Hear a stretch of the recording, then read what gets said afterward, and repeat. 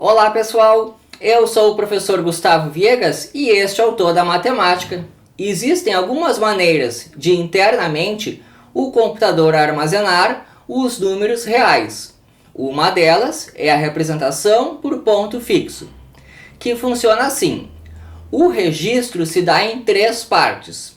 Uma delas é reservada para o sinal do número, depois alguns bits são reservados para representar a parte inteira do número e depois alguns bits são reservados para representar a parte fracionária do número. Lembrando que aquilo que separa a parte inteira da parte fracionária é a vírgula. E a parte do sinal é assim, ó. O número começará com 0 se ele for positivo ou vai começar com 1 se ele for negativo. Agora eu vou dar exemplos de equipamentos que funcionam através da representação por ponto fixo. Tem o computador 386, que foi lançado em 1985, o PlayStation 1, que é de 1994, e o Nintendo DS, que é de 2004. Então eles armazenam números reais através desse método aí. Bom, vou fazer exemplo.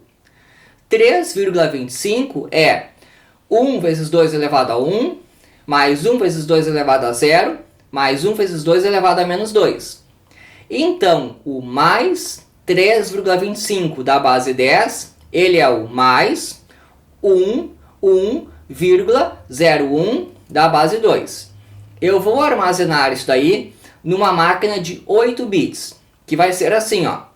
1 bit para o sinal, 3 bits para a parte inteira e 4 bits para a parte fracionária. Então ele vai ser o 0, porque ele é positivo. Na parte inteira eu tenho que armazenar o 11, só que eu tenho 3 bits disponíveis, 0, 11. Na parte fracionária eu tenho que armazenar o 0, 1, só que eu tenho 4 bits disponíveis, 0, 1, 0, 0. Então esse aí é o registro do mais 3,25. 2,125 é 1 vezes 2 elevado a 1, mais 1 vezes 2 elevado a menos 3.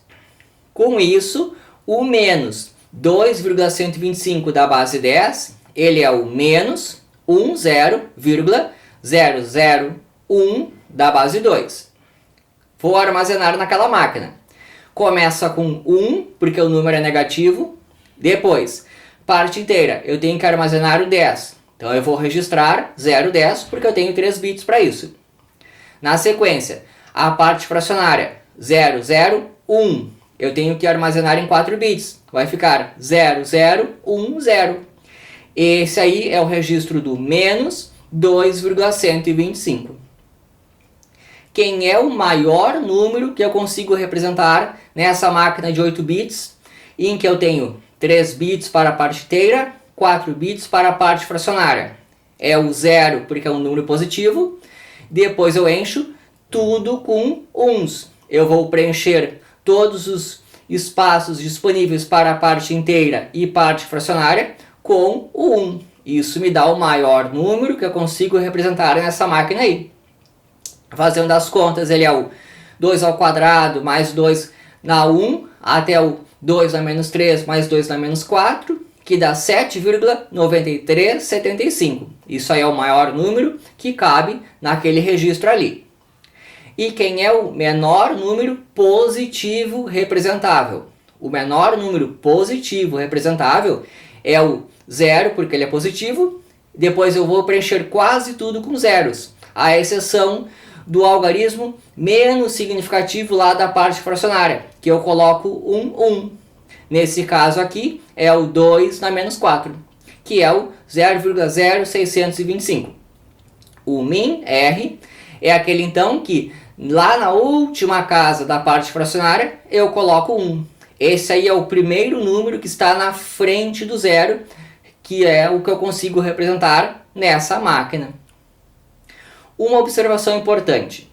Na representação por ponto fixo, os números eles são igualmente espaçados. Funciona como uma régua normal.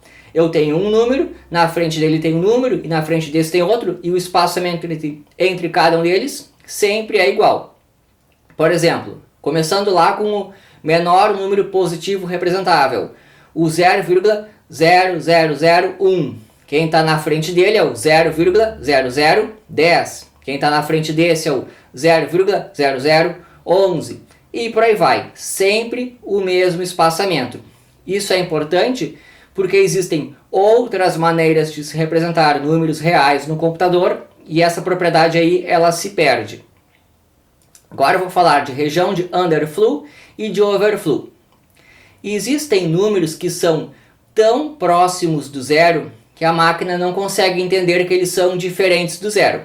É assim, eu vou pegar o min r, que é o menor número positivo representável, e o menos min r. A região entre esses dois números se chama região de underflow. Por exemplo, se eu pegar o número menos 0,00011, eu peguei um número em que a parte fracionária começa com 4 zeros. O que acontece? Quando eu vou representar numa máquina em que só cabem 4 zeros na parte fracionária, vai aparecer apenas o registro tudo zero. Aquele 11 que tem lá no fim, eu não vou conseguir registrar. Então, esse número ele é tão próximo de zero que a máquina o considera igual a zero. Ele está na região de underflow. Ou, por exemplo, o mais 0,00001. Eu comecei a parte fracionária com 4 zeros. Quando eu arredondo esse número por corte, ele fica apenas registro tudo zero. Então ele é considerado como zero. O número está na região de underflow se ele é tão próximo de zero que a máquina considera ele como sendo igual a zero. Também existem problemas com os números grandes demais. Por exemplo, eu vou pegar o maior número representável e agora eu vou pegar o mais 1000. O mais 1000 da base 2 é um número que tem 4 dígitos na parte inteira. Só que eu estou trabalhando com uma máquina em que só cabem 3 dígitos na parte inteira. Então eu não consigo representar isso. Esse número ele é considerado como sendo mais infinito. A região de overflow da máquina é aquela região em que os números são tão grandes que a máquina tem que considerá-los como sendo mais infinito se eles forem maiores do que o maior número representável. Mas também existe a região de overflow dos números que são menores do que o menos maior número representável. Por exemplo, o menos 1000 é um número que tem 4 dígitos na parte inteira. Se eu estou trabalhando numa máquina em que só cabem 3 dígitos na parte inteira, isso daí não tem como representar. Ele vai ser considerado como sendo o menos infinito. Então esse tipo de problema de números muito próximos de zero, ou números muito grandes, ou números muito pequenos, são aqueles problemas de região de underflow ou região de overflow. E para fechar, note o seguinte, eu vou pegar o número mais 0,000111. A parte fracionária desse número começa com 3 zeros e depois vem 3 uns. Se eu vou armazenar numa máquina em que só tem 4 bits para a parte fracionária, vai ficar 0, tem na parte fracionária o 0001 no arredondamento por corte. O que aconteceu aqui? Esse número ele é tão próximo do zero que quando eu fui armazená-lo, eu acabei perdendo dígitos significativos. Então, no sistema de representação por ponto fixo, algumas vezes, quando o número é muito próximo de zero, nós perdemos dígitos significativos ao armazená-lo. Note que o número 1,1100 também tem como dígitos significativos o 111, mas quando eu o armazeno, eu não perdi dígitos significativos.